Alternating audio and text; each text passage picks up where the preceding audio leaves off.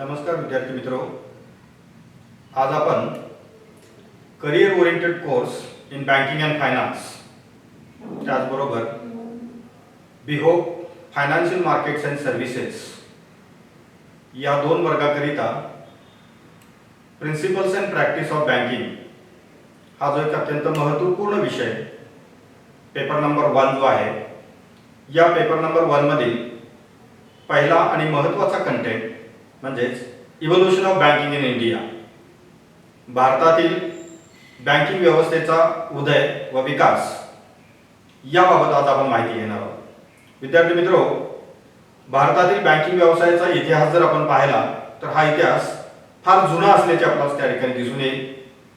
तथापि आधुनिक बँकिंग व्यवसायाबद्दल जर आपण बोललो तर आपल्याला असे दिसून येईल की आधुनिक बँकिंग व्यवसाय हा प्रामुख्याने ब्रिटिश राजवटीच्या कालावधीमध्ये खूप मोठ्या प्रमाणात विकसित झाल्याचे आपणास हे दिसून येईल। तथापि ब्रिटिश पूर्व राजवटीचा जर आपण विचार केला तर यापूर्वीच्या काळात देखील विविध प्रकारच्या समकक्ष बँकिंग व्यवस्था किंवा त्या प्रकारचे व्यवहार समाज व्यवस्थेमध्ये किंवा तत्कालीन अर्थव्यवस्थेमध्ये हे होत असल्याचे आपणास त्या ठिकाणी दिसून येईल। तर आज आपण या देशातील बँकिंग व्यवसायामधील उगम किंवा विकासाचे काही महत्त्वपूर्ण टप्पे, त्यामधील महत्त्वाच्या घडामोडी याबद्दल आज आपण त्या ठिकाणी माहिती घेणार आहोत।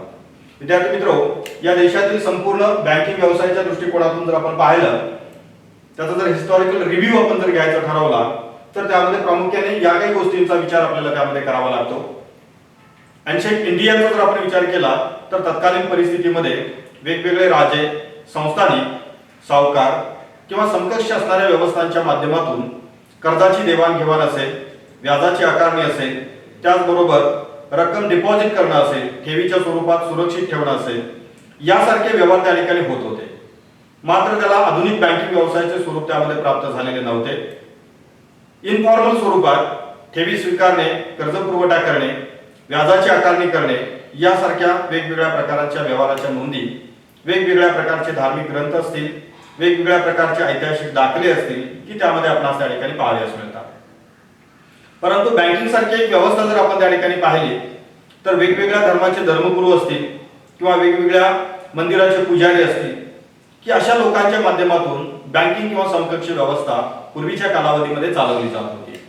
याचे सर्वात महत्त्वाचे कारण म्हणजे तत्कालीन समाज व्यवस्थेमध्ये सर्वात विश्वासार्ह व्यक्ती की ज्याच्याकडे आपली संपत्ती किंवा आपला पैसा हा सुरक्षित ठेवीच्या स्वरूपात ठेवता येईल किंवा आपल्याकडे मौल्यवान दागिने सुरक्षित स्वरूपात ठेवता येतील, या पद्धतीचे एक सर्वात विश्वासार्ह व्यक्ती म्हणून पुजारी असतील किंवा धर्मगुरू असतील यासारख्या व्यक्तींच्यावरती खूप मोठ्या प्रमाणात विश्वास ठेवून की त्यांच्याकडे या सुरक्षिततेच्यासाठी अशा प्रकारच्या मालमत्ता असेल, दागिने असतील किंवा पैसा असेल तो त्या ठिकाणी ठेवला जात होता। ते बँकेसारखा त्याचा उपयोग करत असे। जेव्हा या डिपॉझिटच्या स्वरूपात त्यांच्याकडे हा पैसा येत होता, या पैशाचा उपयोग ते गरजू लोकांना कर्ज पुरवठा करण्यासाठी किंवा फंड्स अलॉट करण्यासाठी त्याचा उपयोग करत असे आणि गरजेनुसार ज्याने ही रक्कम ठेवलेली आहे किंवा ज्याने हा पैसा त्यांच्याकडे डिपॉझिट केलेला आहे त्यांना वेळेवरती परत देण्याची देखील व्यवस्था ही केली जात असते, की ज्याला आपण पुजारी बँकर, धर्मगुरू बँकर अशा अनेक वेगवेगळ्या नावाने त्या ठिकाणी ओळखतो। परंतु खऱ्या अर्थाने भारतीय अर्थव्यवस्थेमध्ये आधुनिक बँकिंग व्यवसाय याचा उगम आणि याची सुरुवात जर आपण पाहिली तर भारतामध्ये अलेक्झांडर अँड कंपनी किंवा ब्रिटिश कंपनी जी होती, या ब्रिटिश कंपनीच्या माध्यमातून भारतामध्ये आधुनिक किंवा मॉडर्न बँकिंग व्यवसाय सुरू करण्याचा पहिला प्रयोग हा बँक ऑफ हिंदुस्थानच्या माध्यमातून झाला। भारतामध्ये 1770 मध्ये कोलकाता या ठिकाणी, तत्कालीन कलकत्ता या ठिकाणी बँक ऑफ हिंदुस्थानची स्थापना करण्यात आली। अर्थात या बँकेच्या स्थापनेपाठीमागचा मुख्य हेतू हा या देशातील ब्रिटिश व्यापारी जे आहेत की त्यांना वेगवेगळ्या प्रकारच्या बँकिंग फॅसिलिटी प्रोव्हाइड करणं हा मुख्य हेतू डोळ्यासमोर ठेवून या बँकेची स्थापना कोलकाता येथे या ब्रिटिश कंपनीच्या माध्यमातून 1770 मध्ये झाली। तथापि ही बँक फार कालावधीपर्यंत त्या ठिकाणी अस्तित्वात राहू शकली नाही। नंतरच्या कालावधीमध्ये अनेक वेगवेगळ्या प्रकारचे मिसमॅनेजमेंटचे विषय असतील किंवा रेग्युलेटरी इश्यूज असतील, अशा वेगवेगळ्या कारणांच्यामुळे ही बँक 1906 मध्ये बंद पडली।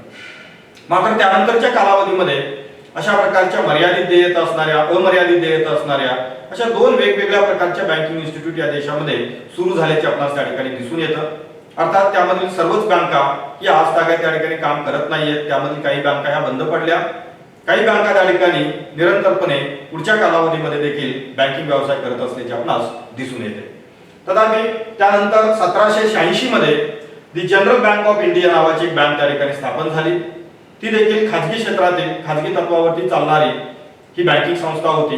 वेगवेगळ्या प्रकारच्या डिपॉझिटर्स असतील, कर्जदार असतील की यांना वेगवेगळ्या बँकिंग सुविधा देण्याचे कार्य या बँकेच्या माध्यमातून केले जात होते. मात्र खऱ्या अर्थाने या देशामध्ये जी बँकिंग व्यवसायाची जी प्रगती अधिक मोठ्या प्रमाणात झाली ती म्हणजे या देशामधल्या इलाका बँकांच्या स्थापनेनंतर. इलाका बँका की ज्यांना आपण प्रेसिडेन्सी बँक्स असे आपण म्हणतो. तत्कालीन ब्रिटिश शासनाने या देशातील 3 प्रांतांमध्ये बँकिंग सेवा सुविधा देण्याच्या हेतूने 3 प्रेसिडेन्सी बँक्स या स्थापन केल्या की ज्यांना आपण इलाका बँक्स असे आपण म्हणतो. बेंगॉल प्रांतासाठी म्हणजे बंगाल प्रांतासाठी बँक ऑफ बेंगॉलची स्थापना 1806 मध्ये करण्यात आली. मुंबई प्रांताकरिता 1840 मध्ये बँक ऑफ बॉम्बेची स्थापना करण्यात आली. 1943 मध्ये मद्रास प्रांताकरिता बँक ऑफ मद्रासची स्थापना करण्यात आली. या विशिष्ट इलाक्यासाठी काम करणाऱ्या या बँकिंग संस्था असल्यामुळे यांना इलाका बँका किंवा प्रेसिडेन्सी बँक्स असे म्हटले जात होते. या 3 बँका नोटा छापण्याबरोबरच त्या परिसरातील त्या प्रांतातील बँकांना बँकिंगचा परवाना देणे, त्यांच्यावरती नियंत्रण ठेवणे, शासकीय कर्ज व्यवहार असतील, शासकीय अर्थव्यवहार असतील की त्याची जबाबदारी स्वीकारणे, त्याचे व्यवस्थापन करणे, अशी अनेक वेगवेगळ्या प्रकारची बहुविध कार्ये या प्रेसिडेन्सी बँक्स करत होत्या. म्हणजे या बँकिंग संस्था व्यापारी बँकांच्या बरोबरच सेंट्रल बँकिंगचं म्हणजे मध्यवर्ती बँकेची काम सुद्धा किंवा त्यांची सुद्धा जबाबदारी या बँकांनी उचललेली होती. आणि त्यामुळे असं म्हटलं जातं या प्रेसिडेन्सी बँक्स या सेंट्रल बँक कमर्शियल बँक्स म्हणून त्या ठिकाणी कार्यरत होत्या. अर्थात या 3 स्वतंत्र असणाऱ्या मध्यवर्ती बँका म्हणूया किंवा सेंट्रल बँक्स आपल्याला तत्कालीन परिस्थितीमधल्या म्हणता येतील की यांचे पुढे जाऊन 1921 मध्ये तत्कालीन ब्रिटिश शासनाने या 3 बँकांचे एकत्रीकरण केलं की ज्याला आपण मर्जर ऑफ प्रेसिडेन्सी बँक्स असं आपण म्हणू शकतो. या 3 बँकांचं एकत्रीकरण करून सन 1921 मध्ये द इम्पिरियल बँक ऑफ इंडियाची निर्मिती करण्यात आली. म्हणजे ज्या प्रेसिडेन्सी बँक्स 1806 ते 1843 या कालावधीमध्ये प्रत्येक प्रांतासाठी स्वतंत्र म्हणून अशा बँकेची स्थापना केलेली होती. या बँका पुढे 1921 मध्ये एकत्र करण्यात आल्या आणि या 3 बँकांच्या माध्यमातून जी एकच बँक निर्माण करण्यात आली ती म्हणजे the imperial bank of India. बँकिंगच्या इतिहासामध्ये असं मानलं जातं की भारताच्या सेंट्रल बँकिंगच्या इतिहासामध्ये ही एक सर्वात महत्त्वाची घटना होती. कारण या देशासाठी एकमेव मध्यवर्ती बँक म्हणून 1921 मध्ये the imperial bank of India या बँकेची निर्मिती करण्यात आलेली होती. या बँकेला सेंट्रल बँकेची म्हणजेच मध्यवर्ती बँकेची जबाबदारी सोपवण्यात आलेली होती. या देशातील वेगवेगळ्या बँकिंग संस्थांना परवाना देण्याचं कार्य असेल, त्यांच्यावरती नियंत्रण ठेवण्याची जबाबदारी असेल, शासकीय अर्थव्यवहाराचं व्यवस्थापन असेल, यासारख्या विविध प्रकारच्या जबाबदाऱ्या द इम्पिरियल बँक ऑफ इंडियावरती देण्यात आलेल्या होत्या. अर्थात the imperial bank of India ही भारतामध्ये 1955 पर्यंत पुढे कार्यरत राहिली. 1955 मध्ये या बँकेचे नामकरण करण्यात आले आणि या बँकेस स्टेट बँक ऑफ इंडिया असे त्या ठिकाणी नाव देण्यात आले. त्यासाठी भारत सरकारने state bank of India act हा एक स्वतंत्र कायदा त्या ठिकाणी केला. या कायद्यातील तरतुदीनुसार इम्पिरियल बँक हे 1955 नंतर स्टेट बँक ऑफ इंडिया म्हणून कार्यरत राहिल्याचे आपणास त्या ठिकाणी दिसून येईल. जे सर्वसाधारणपणे जर आपण या देशातील बँकिंग संस्थांच्या उदय आणि विकास याबाबतच्या वेगवेगळ्या घटना आणि घडामोडी जर आपण पाहिल्या तर याची सुरुवात 1770 मध्ये ही दी बँक ऑफ हिंदुस्थानच्या स्थापनेपासून होते. त्यानंतर त्या ठिकाणी जनरल बँक ऑफ इंडिया असेल, बँक ऑफ बेंगॉल असेल, बँक ऑफ मद्रास असेल, बँक ऑफ बॉम्बे असेल, यासारख्या प्रेसिडेन्सी बँकांची स्थापना झाली. या 3 प्रेसिडेन्सी बँकांचं एकत्रीकरण करून द इम्पिरियल बँक ऑफ इंडियाची निर्मिती करण्यात आली आणि 1955 मध्ये the imperial bank of India he state bank of India म्हणून या देशातील सर्वात मोठी बँक म्हणून की तिची निर्मिती करण्यात आली. 1955 मध्ये या बँकेचं राष्ट्रीयकरण करण्यात आलं आणि ती भारत सरकारच्या मालकीची बँक झाली. परंतु तत्पूर्वी जर आपण पाहिलं मग ती बँक ऑफ हिंदुस्थान असेल, जनरल बँक ऑफ इंडिया असेल, 3 प्रेसिडेन्सी बँक्स असतील, the imperial bank of India असेल, या सर्व खाजगी मालकीच्या खाजगी गुंतवणूकदारांच्या मालकीच्या बँका म्हणून कार्यरत होत्या. तथापि इम्पिरियल बँकेचं राष्ट्रीयकरण करून 1955 मध्ये स्टेट बँक ऑफ इंडियाची निर्मिती केली की जी भारत सरकारच्या मालकीची बँक म्हणून आज तागायत कार्यरत असल्याचे आपणास त्या ठिकाणी दिसून येईल. जे या इतिहासामधल्या या काही महत्त्वाच्या घडामोडी आहेत याच्या बरोबरच जर आपण त्या ठिकाणी पाहिलं तर 1921 मध्ये द इम्पिरियल बँक ऑफ इंडियाची स्थापना करण्यात आलेली होती. ही भारताची मध्यवर्ती बँक म्हणून कार्यरत होती. मात्र तत्कालीन शासनाने या देशातील वेगवेगळ्या प्रकारच्या अर्थव्यवहाराकरिता मध्यवर्ती बँकेची स्थापना करण्याबाबतचे प्रयत्न हे सुरू केले. त्याकरिता चेंबरलिन कमिशन 1913 असेल, त्याचबरोबर रॉयल कमिशन ऑन फायनान्स 1926 असेल, त्याचबरोबर the central banking inquiry committee 1931 असेल. या वेगवेगळ्या समितींनी या देशामध्ये स्वतंत्र मध्यवर्ती बँक ही स्थापन करण्याविषयीच्या शिफारशी केल्या आणि त्या अनुषंगाने वेगवेगळ्या प्रकारचे विचारविनिमय करण्यात आले आणि स्वतंत्र मध्यवर्ती बँक स्थापन करण्याच्या हालचाली या सुरू झाल्या. तत्पूर्वी या देशामधील मध्यवर्ती बँकेचं काम म्हणजे नोटा छापण्याचं कार्य असेल, करन्सी डिस्ट्रीब्यूट करण्याचं कार्य असेल, या देशातील बँकांना परवाना देणं असेल, त्यांच्यावरती नियंत्रण ठेवण्याची जबाबदारी असेल, ही संपूर्णपणे दी इम्पिरियल बँक ऑफ इंडिया या बँकेच्याकडूनच त्या ठिकाणी पार पाडली जात होती. परंतु 1934 मध्ये या देशातील मध्यवर्ती बँकेचा एक स्वतंत्र कायदा त्या ठिकाणी करण्यात आला. 6 मार्च 1934 मध्ये the reserve bank of India act 1934, भारतीय रिझर्व्ह बँकेचा कायदा 1934 हा स्वतंत्र कायदा त्या ठिकाणी करण्यात आला आणि या कायद्यातील तरतुदीनुसार भारतीय रिझर्व्ह बँकेची स्थापना करण्यात आली. प्रत्यक्षात भारतीय रिझर्व्ह बँकेची स्थापना 1 जानेवारी 1935 मध्ये त्या ठिकाणी झाली. 1935 नंतर ते आज ताग आहे की या देशातील मॉनिटरी अथॉरिटी त्याचबरोबर सुपरवायझरी अथॉरिटी म्हणून देखील महत्वाची भूमिका ही पार पाडत असल्याचे आपल्याला दिसून येईल. अर्थात जेव्हा 1935 मध्ये रिझर्व्ह बँक ऑफ इंडियाची स्थापना झाली तेव्हा ती खाजगी मालकीची बँक, खाजगी गुंतवणूकदारांच्या मालकीची बँक म्हणून त्या ठिकाणी कार्यरत होती. मात्र 1949 मध्ये तत्कालीन भारत सरकारने एक महत्त्वपूर्ण निर्णय घेतला. त्या अनुषंगाने पब्लिक ओनरशिप ट्रान्सफर ऍक्ट 1948 हा एक स्वतंत्र कायदा करण्यात आला व या कायद्यातील तरतुदीनुसार भारतीय रिझर्व्ह बँकेचे जे भागधारक आहेत यांचे सर्व शेअर्स भारत सरकारने खरेदी केले आणि या रिझर्व्ह बँक ऑफ इंडियाचा प्रत्येक 10 रुपयाच्या शेअर्स करिता 118 रुपये एवढं कॉम्पेन्सेशन त्या गुंतवणूकदारांना देऊन ही भारतीय रिझर्व्ह बँक भारत सरकारने ताब्यात घेतली आणि तिचे राष्ट्रीयकरण केलं. म्हणजेच 1949 पर्यंत भारतीय रिझर्व्ह बँक ही खाजगी गुंतवणूकदारांच्या मालकीची बँक म्हणून कार्यरत होती. मात्र 1949 पासून भारतीय रिझर्व्ह बँक ही भारत सरकारच्या मालकीची बँक म्हणून कार्यरत असल्याचे आपणास दिसून येईल. तथापि भारतीय रिझर्व्ह बँकेची जेव्हा स्थापना 1935 मध्ये झाली त्यावेळेला भारतीय रिझर्व्ह बँकेचं मुख्य कार्यालय हे कोलकाता या ठिकाणी होतं. 1934 ते 1937 या कालावधीमध्ये ते कलकत्त्यामध्ये ऑफिस राहिलं. मात्र 1937 मध्ये भारतीय रिझर्व्ह बँकेचं मुख्य कार्यालय मुंबई या ठिकाणी हलवण्यात आलं आणि त्याच ठिकाणी आज तागायत कार्यरत असल्याचे आपणास दिसून येईल.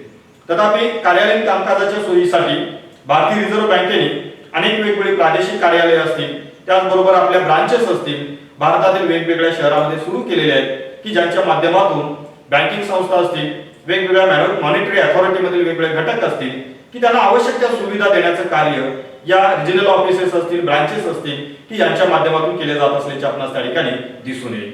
तर अशा पद्धतीने या देशातील बँकिंग व्यवसायामधला एक महत्त्वाचा टप्पा म्हणजे मध्यवर्ती बँकेची स्थापना की ज्या बाबतीमध्ये जर आपण पाहिलं तर 1921 ते 1949 या कालावधीमध्ये महत्त्वाच्या घडामोडी त्यामध्ये घडल्या आणि त्यानुसार आज ही या देशाला मार्गदर्शक ठरणारी किंबहुना जगाला मार्गदर्शक ठरणारी एक मध्यवर्ती बँक म्हणून भारतीय रिझर्व्ह बँकेची प्रतिमा ही जगाच्या पटलावरती ही त्या ठिकाणी उत्तमपणे त्या ठिकाणी उभी असल्याचे आपल्याला त्या ठिकाणी दिसून येईल. तर अशा पद्धतीने या देशातील मध्यवर्ती बँकेची स्थापना ही त्या ठिकाणी झाल्याचे आपणास दिसून येईल. त्याचबरोबर भारतीय बँकिंग व्यवसायाच्या संपूर्ण इतिहासामधला आणखी एक महत्त्वाचा टप्पा म्हणजे या देशातील खाजगी बँकांचे राष्ट्रीयकरण. अर्थात या देशामध्ये 400 पेक्षा अधिक खाजगी बँका वेगवेगळ्या प्रकारच्या बँकिंग सेवा सुविधा देण्याचं कार्य करत होत्या. मात्र या सर्व खाजगी बँका वेगवेगळ्या पद्धतीने गुंतवणूकदारांचं असेल, कर्जदारांचं असेल, एक्सप्लॉयटेशन करणं असेल, फक्त केवळ शहरी भागामध्ये बँकिंग सेवा देणं असेल, मोठ्या लोकांनाच कर्ज पुरवठा करणं असेल, सामाजिक डेव्हलपमेंटसाठी कॉन्ट्रीब्युशन न देणं असेल, अशा अनेक वेगवेगळ्या बाबी त्या ठिकाणी त्यावेळेच्या परिस्थितीमध्ये निदर्शनास आलेल्या होत्या. आणि म्हणून या बँकांच्यावरती कुठेतरी सरकारचं नियंत्रण प्रस्थापित करणं किंवा समाजाचं नियंत्रण प्रस्थापित करणं या अनुषंगाने तत्कालीन परिस्थितीमध्ये वेगवेगळ्या राजकीय पटलावरती चर्चा सुरू होती. मात्र त्यामध्ये 2 वेगवेगळे ऑप्शन्स ठेवण्यात आलेले होते. एक म्हणजे या बँकांच्यावरती सामाजिक नियंत्रण प्रस्थापित करणं आणि दुसरा पर्याय म्हणजे या देशातील खाजगी बँकांचं राष्ट्रीयकरण करून त्यांच्यावरती भारत सरकारची मालकी प्रस्थापित करणं. मात्र याला होत असलेला विरोध आणि त्यामध्ये असणाऱ्या अनेक वेगवेगळ्या अडथळ्यांच्या बाबीमुळे की त्या ठिकाणी राष्ट्रीयकरणाची प्रक्रिया पुढच्या कालावधीमध्ये लांबत गेली. मात्र तत्कालीन परिस्थितीमध्ये सन 1968 मध्ये तत्कालीन जे डेप्युटी प्राईम मिनिस्टर होते मोरारजीभाई देसाई की याने एक नवीन पर्याय त्या ठिकाणी सर्वांच्या समोर ठेवला. तो म्हणजे या देशातील खाजगी बँकांचं राष्ट्रीयकरण न करता की त्यांच्यावरती सोशल कंट्रोल प्रस्थापित करण्याचा म्हणजे सामाजिक नियंत्रण प्रस्थापित करण्याचा एक पर्याय त्या ठिकाणी सर्वांच्या समोर ठेवला. हा पर्याय जरी त्या ठिकाणी प्रत्यक्षात योग्य पद्धतीने एक्झिक्यूट करता येणे शक्य नाही अशी जरी परिस्थिती असली तर एक एक्सपेरिमेंट म्हणून की अशा प्रकारचा उपाय करणं अपेक्षित वाटलं आणि 1968 मध्ये की त्या ठिकाणी अशा प्रकारचं सामाजिक नियंत्रण प्रस्थापित करण्याचा उपाय हा त्या ठिकाणी अंमलबजावणी करण्याचा निर्णय झाला. आणि विशेषत्वाने मोरारजीभाई देसाई यांच्या नेतृत्वाखाली की सोशल कंट्रोल ऑन बँकिंग हा एक प्लॅन त्या ठिकाणी तयार करण्यात आला आणि त्याचं एक्झिक्युशन करण्यास सुरुवात झाली. मात्र एक्झिक्युशन नंतरच्या 6 महिन्याच्या कालावधीमध्येच हे लक्षात आलं की या बँकांना देशाच्या प्रगतीच्या प्रवाहामध्ये आणणं, देशाच्या आर्थिक विकासासाठी त्यांचं कॉन्ट्रीब्युशन त्या ठिकाणी घेणं, त्याचबरोबर भांडवल निर्मितीच्या प्रक्रियेमध्ये त्यांचा सहभाग घेणं, त्याचबरोबर संतुलित विकासासाठी त्यांचं योगदान घेणं, यासारख्या गोष्टीसाठी केवळ या बँकांच्यावरती सामाजिक नियंत्रण टाकून चालणार नाही, तर या बँकांच्यावरती भारत सरकारची मालकी प्रस्थापित होणं अपेक्षित आहे. अशा प्रकारची त्या ठिकाणी विचार प्रणाली त्यामध्ये तयार झाली आणि त्या अनुषंगाने 19 जुलै 1969 मध्ये तत्कालीन पंतप्रधान कैलासवासी इंदिरा गांधी यांनी एक धाडसी निर्णय या देशासाठी घेतला आणि या निर्णयानुसार या देशातील 14 मोठ्या बँका ज्या होत्या की ज्यांच्याकडे 50 कोटी रुपये आणि त्यापेक्षा अधिक रकमेच्या डिपॉझिट्स होत्या, अशा ज्या 14 मोठ्या खाजगी बँका होत्या की या बँका भारत सरकारने ताब्यात घेतल्याबाबतचा अध्यादेश 19 जुलै 1969 मध्ये तत्कालीन पंतप्रधान इंदिरा गांधी यांनी जारी केला आणि त्यानुसार या देशातील ज्या मोठ्या 14 व्यापारी बँका होत्या, खाजगी बँका होत्या की त्या भारत सरकारच्या मालकीच्या करण्यात आल्या. यालाच आपण भारताच्या बँकिंग क्षेत्रामधला बँकांच्या राष्ट्रीयकरणाचा पहिला टप्पा असे आपण म्हणतो की या टप्प्यामध्ये वेगवेगळ्या 14 बँकांचं त्या ठिकाणी राष्ट्रीयकरण करण्यात आलं आणि त्या अनुषंगाने वेगवेगळ्या प्रकारच्या कायदेशीर प्रक्रिया देखील नंतरच्या कालावधीमध्ये या पूर्ण करण्यात आल्या. जे आपण असं म्हणू शकतो की या देशातील बँकिंगच्या इतिहासामध्ये जशी रिझर्व्ह बँकेची स्थापना हा एक महत्त्वाचा त्या ठिकाणी माइलस्टोन आहे, त्याच पद्धतीने या देशातील खाजगी बँकांचं राष्ट्रीयकरण करणं, त्यांच्यावरती भारत सरकारची मालकी प्रस्थापित करणं याकरिता केलेले 2 महत्त्वाचे एक्सपेरिमेंट आणि त्याच्यामधला सर्वात महत्त्वाचा सक्सेसफुल एक्सपेरिमेंट म्हणजे बँक नॅशनलायझेशन, ज्याला आपण बँक नॅशनलायझेशन फेज 1 असे म्हणतो. जे या 1969च्या फेज 1 मध्ये या देशातील 14 मोठ्या बँकांचं राष्ट्रीयकरण करण्यात आलं. तथापि यानंतरच्या कालावधीमध्ये देखील अशा प्रकारचा एक वेगळा प्रयोग त्या ठिकाणी करण्यात आला की यामध्ये जर आपण पाहिलं तर 19 जुलै 1969 मध्ये या पहिल्या टप्प्यामध्ये अलाहाबाद बँक असेल, बँक ऑफ बडोदा आहे, बँक ऑफ इंडिया आहे, बँक ऑफ महाराष्ट्र आहे, कॅनरा बँक आहे, सेंट्रल बँक ऑफ इंडिया आहे, देना बँक आहे, अशा या 14 वेगवेगळ्या बँकांचं राष्ट्रीयकरण नॅशनलायझेशन फेज 1 मध्ये म्हणजे 1969 मध्ये करण्यात आलं. मात्र या देशामध्ये आणखी काही अशा मोठ्या बँका होत्या की ज्या बँकांच्यावरती पुन्हा त्या ठिकाणी भारत सरकारची मालकी प्रस्थापित करण्याची गरज निर्माण झाली आणि पुन्हा त्या ठिकाणी राष्ट्रीयकरणाचा दुसरा टप्पा म्हणून 1980 मध्ये बँक नॅशनलायझेशन फेज 2 हा त्या ठिकाणी प्रोग्राम रन करण्यात आला, राबवण्यात आला आणि त्या अंतर्गत Andhra bank, corporation bank, new bank of India, oriental bank of commerce, Punjab and Sind bank, Vijaya bank या ज्या 6 मोठ्या बँका होत्या की ज्यांच्याकडे 200 कोटी रुपयापेक्षा अधिक रकमेच्या डिपॉझिट्स तत्कालीन परिस्थितीमध्ये होत्या, अशा 6 मोठ्या बँकांचं पुन्हा राष्ट्रीयकरण करण्यात आलं. म्हणजे बँक नॅशनलायझेशन फेज 1 आणि बँक नॅशनलायझेशन फेज 2 या 2 प्रकारामध्ये, या 2 कार्यक्रमामध्ये एकूण 20 बँकांचं राष्ट्रीयकरण त्या ठिकाणी करण्यात आलं. तथापि 1993 मध्ये new bank of India he Punjab national बँकेमध्ये विलीन करण्यात आल्यामुळे या राष्ट्रीयकृत केलेल्या बँकांची संख्या 19 वरती त्या ठिकाणी आलेली होती. अर्थात 2 फेज मध्ये ज्या प्रत्यक्षात नॅशनलायझेशन केलेल्या बँकांची संख्या ही 20 एवढी होती. तर या बँकेच्या इतिहासामधला हा एक अत्यंत महत्त्वाचा टप्पा आहे. बँक नॅशनलायझेशन नंतर या देशामध्ये अशा प्रकारचे धोरण जाहीर करण्यात आलं की यानंतरच्या कालावधीमध्ये या देशातली कोणतीही खाजगी बँक ही त्या ठिकाणी राष्ट्रीयकृत केली जाणार नाही. त्याचबरोबर नवीन कोणत्याही खाजगी बँकेला परवाना त्या ठिकाणी दिला जाणार नाही. अशा प्रकारचे धोरण तत्कालीन शासन आणि रिझर्व्ह बँक ऑफ इंडियाने हे अनुसरलं, त्याचा अवलंब केला. मात्र त्यानंतरच्या कालावधीमध्ये देशाचा वाढत चाललेला आर्थिक विकास, त्याचबरोबर अर्थव्यवस्थेची होत असणारी प्रगती, या देशातील वाढती लोकसंख्या, वाढती व्यापार उलाढाल यासारख्या पार्श्वभूमीवरती 1991 नंतरच्या कालावधीमध्ये काही नवीन बँकांची आवश्यकता या देशामध्ये निर्माण झाली आणि म्हणून आपण त्यानंतरच्या कालावधीमध्ये new private banking licence policy ही 1993 ला आपण त्या ठिकाणी पुन्हा रिवाइज केली आणि ती त्या ठिकाणी एक्झिक्यूट करण्याची प्रक्रिया आपण सुरू केली. जे सर्वसाधारणपणे जर आपण 1993 पर्यंत जर आपण पाहिलं तर 1980 ते 1993 या कालावधीमध्ये नवीन कोणत्याही खाजगी बँकेला या देशामध्ये परवानगी देण्यात आलेली नव्हती. कारण सरकारची कशी धारणा झालेली होती की बँकिंग संस्था या भारत सरकारच्या मालकीच्या असणं गरजेचं आहे. कारण खाजगी क्षेत्रामधल्या बँका या गुंतवणूकदारांचं, ठेवीदारांचं, कर्जदारांचं मोठ्या प्रमाणात एक्सप्लॉयटेशन करतायत आणि त्यामुळे नवीन बँकिंग लायसन्स देण्याबाबत ही त्या ठिकाणी सरकारने एक नकारात्मक धोरण हे अवलंबल्याचं दिसून येतं. मात्र आर्थिक विकासानंतरच्या कालावधीमध्ये, आर्थिक उदारीकरणाच्या कालावधीमध्ये पुन्हा या देशामध्ये नवीन खाजगी बँकांची आवश्यकता निर्माण झाली.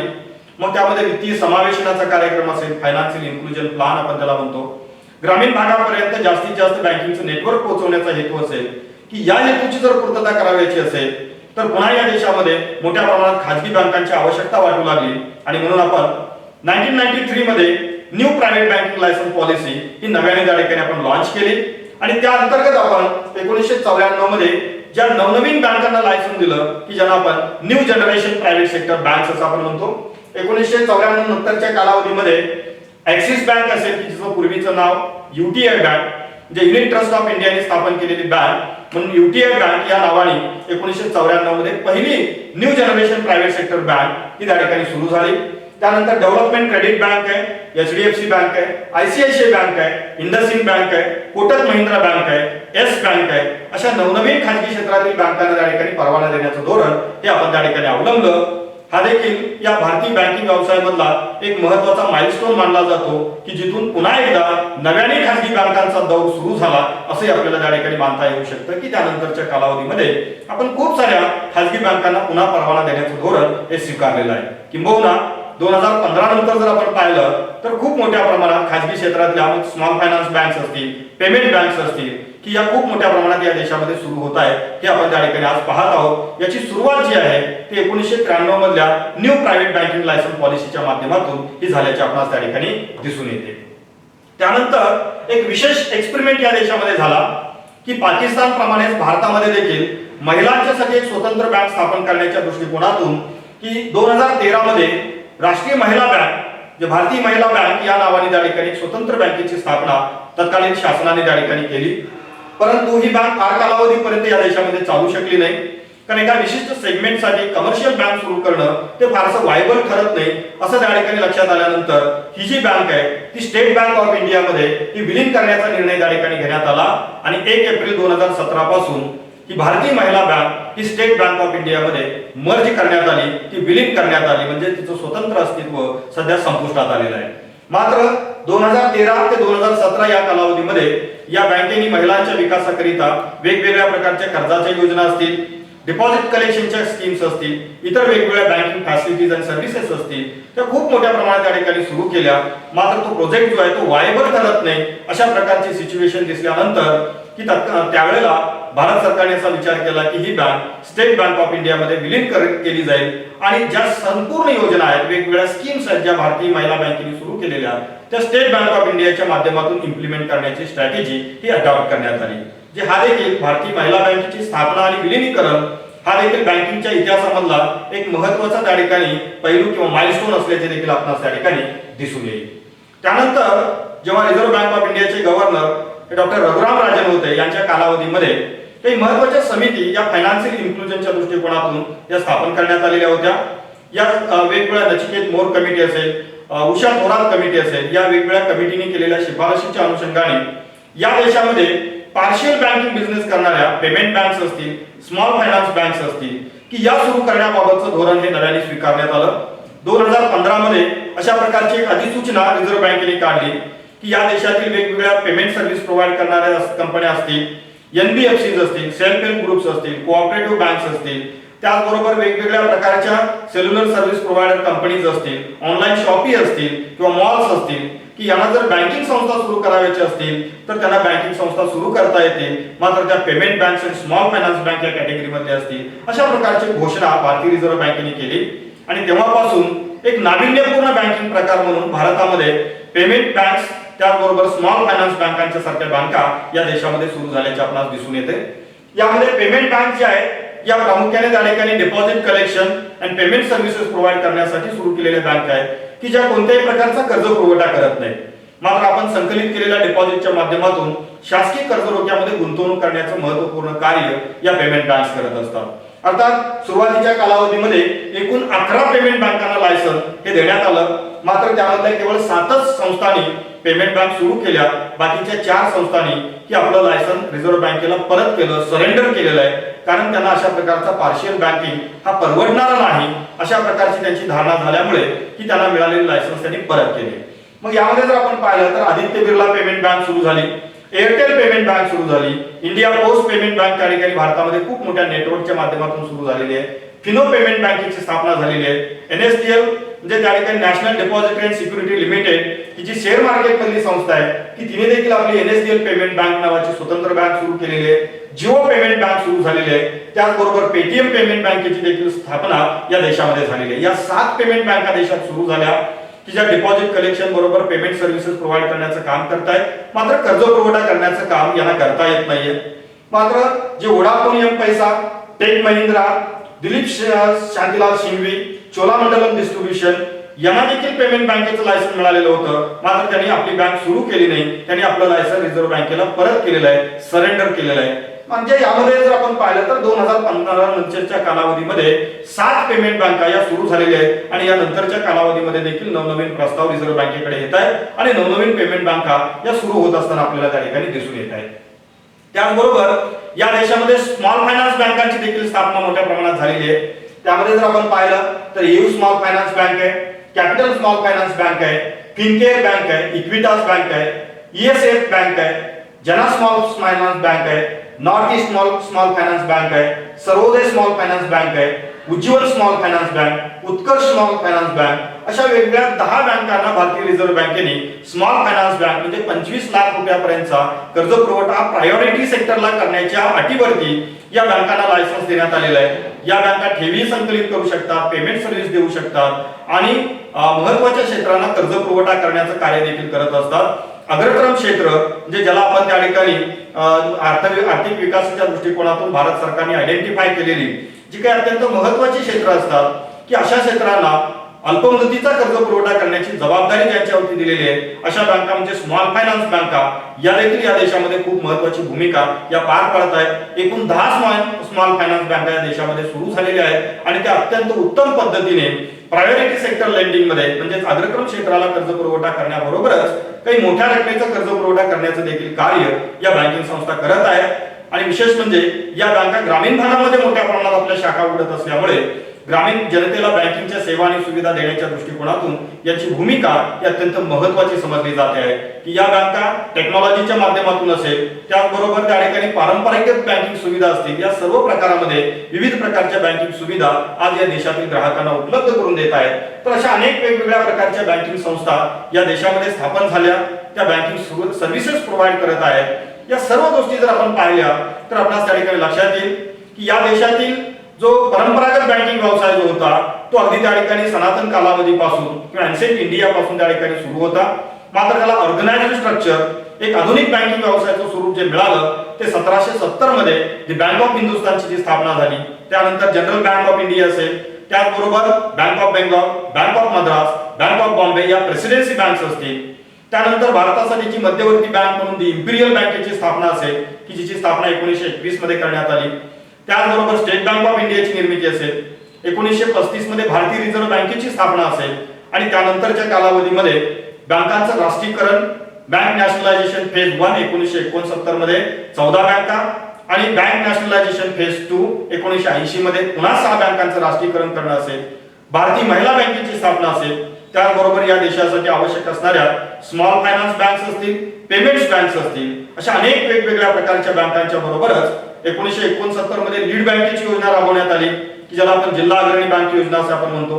1976 मध्ये रिजनल रूरल बँकांची योजना राबवण्यात आली की या योजनेच्या माध्यमातून ग्रामीण भागातील जनतेला, ग्रामीण उद्योग व्यवसायांना विविध प्रकारच्या बँकिंग सुविधा, कर्जविषयक सुविधा देण्याचं काम या प्रादेशिक ग्रामीण बँका करत आहेत. आज 86 प्रादेशिक ग्रामीण बँका त्यांच्या 14,000 पेक्षा अधिक शाखांच्या माध्यमातून ग्रामीण जनतेला, मग शेतकरी असतील, त्याचबरोबर लघु उद्योजक असतील, व्यावसायिक असतील, ग्रामीण कारागीर असतील की त्यांना बँकिंगच्या सेवा सुविधा देण्याचं कार्य हे मोठ्या प्रमाणात करत आहेत. तर विद्यार्थी मित्रो, या देशामध्ये जो बँकिंगचा जो आज त्या ठिकाणी खूप मोठा नेटवर्क किंवा त्या ठिकाणी एक खूप मोठ्या प्रमाणाचं जाळं जे निर्माण झालेलं आहे, ते सुरुवात होत असताना, हे पसरत असताना की याच्यामध्ये हे महत्त्वाचे ऐतिहासिक टप्पे जे आहेत की त्या ठिकाणी आपण समजून घेणं अत्यंत आवश्यक आहे.